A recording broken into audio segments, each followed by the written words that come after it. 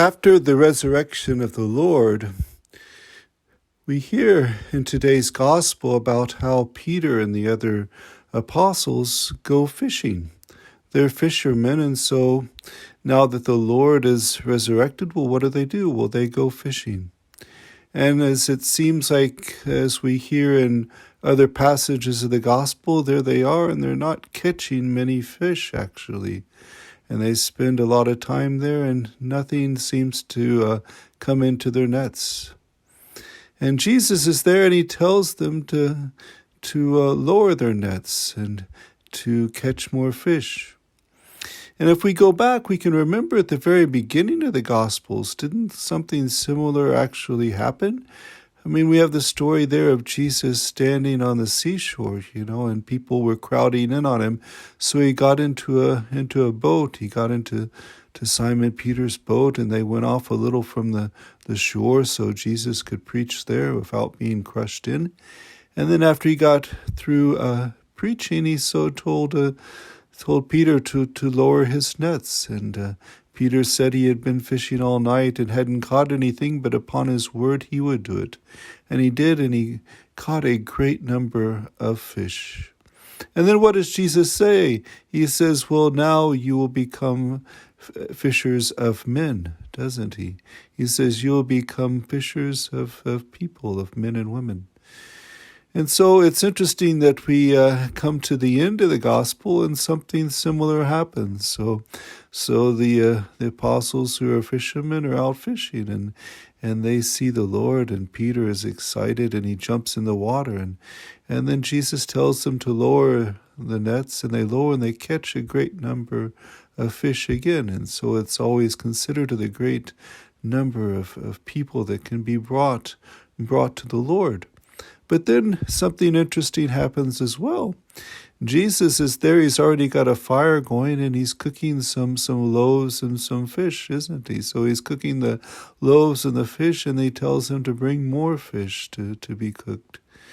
And we also know as well another time earlier in the gospel where Jesus had been preaching for 3 days, and the people were tired, and they would be exhausted if they went home without being fed. And so what does Jesus do? He multiplies the loaves and the fishes, and they are filled and they are nourished. And so here we have Jesus as well nourishing the apostles. And isn't there something beautiful about that? How, yes, the apostles and all those apostles in the church are called to go out and catch fish, bring people to Jesus, but ultimately it is Jesus himself who nourishes them. And that's the most authentic way. It has to be Jesus who nourishes. We can bring people to Christ, but he has to be the one who nourishes them. He is the only one that can nourish them in the way that satisfies their appetites. And so it's something beautiful in that, and it's always beautiful. I mean, we can think about how Jesus nourishes us with the Eucharist and how he nourishes us with the other sacraments and the graces. But when we think about the Eucharist, it's so beautiful about how he takes bread and wine, and he takes that and he transforms that into his own body and blood, and he nourishes us with his very self. And it's beautiful to see how God takes the most common elements of our world, and like bread and wine, and brings them into something so much greater, into, in this case, the God himself. And all good things are like that if they're properly understood. If we understand all the good things around us, they should lead us to God. They should take us to God, into something greater. If we see creation, we should know that there is, yes, a loving God who has created this all.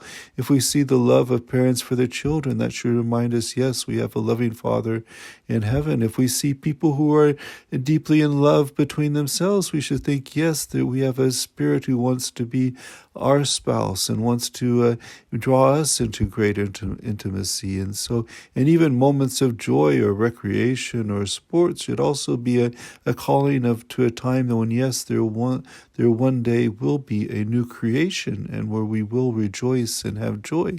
So all things that are done well and done in a good sense, in a good way, yes, these things bring us deeper into God.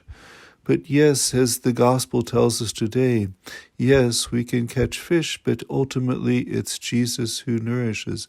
And we always must remember in the end, it's Jesus who nourishes us, and he nourishes us each and every one individually. And we have to understand that that's his job, to nourish us all, and that he is the only one that can satisfy truly our appetite.